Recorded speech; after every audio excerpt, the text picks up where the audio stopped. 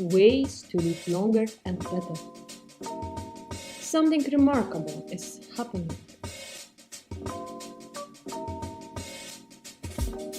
The fact that so many of us are living longer is wonderful. While we cannot choose our parents give us our genes, we can control our environment and lifestyle. It's the last two factors that play a huge role in how well we age.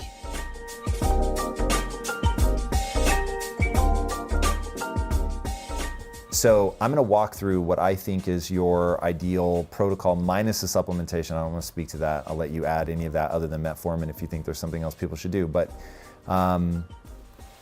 okay, so a primarily vegetable diet, and a big part of the reason that I think that you recommend a primarily vegetable diet is because of this adversity mimetic versus abundance mimetic, and that because red meat is so rich in amino acids, it gives a signal to the body that we have an abundance, we can grow, and so we're rapid growth, but we're also aging ourselves. So we want to create this, that little bit of a stressor by, or I should say, we don't want the signal that we have abundance. We obviously have to eat well for protein. We're going to need to make sure that we're getting all the protein that we need and all of that.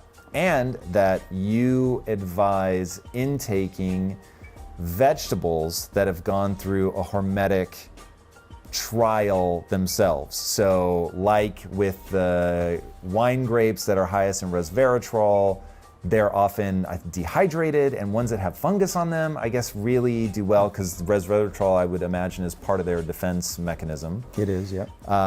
And then so any vegetables that have had sort of a hormetic push is going to be a good idea. And you give a bunch of examples that I've heard before, like oranges, I guess, if you drive a nail into the bark of the tree, like before harvest, that helps. It's so interesting. Olives and olive oil, oleic acid. Oleic acid will activate sirtuins, resveratrol. It's not a coincidence that we figured out these kind of foods are good for us separately, but now we understand probably how they're working too. So yes, you're right so far with my lifestyle. Utterly fascinating. Heat exposure, cold exposure, fasting. That's one that we should probably go into a bit of detail about. So intermittent fasting being a big one. I know that you're doing OMAD, 1 meal a day. I had to ask what that meant the first time I heard it.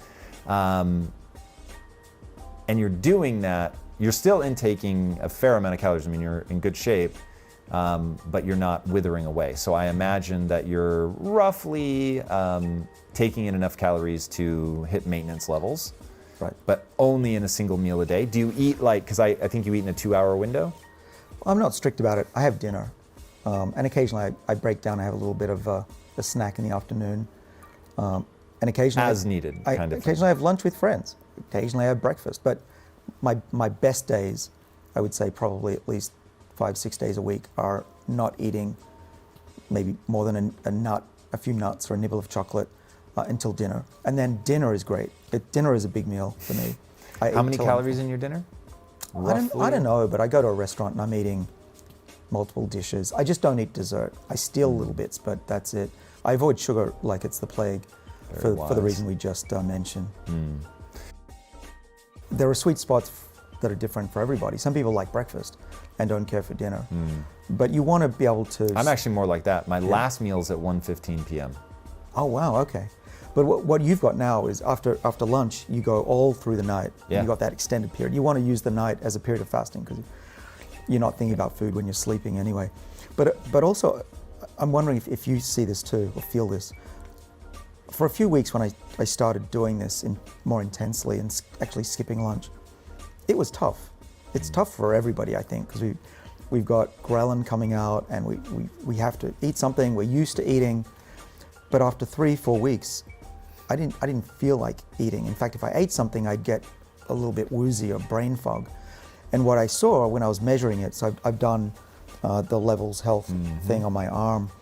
So there's a glucose monitor, continuous glucose monitor on the phone, that when you start, your body doesn't know what to do.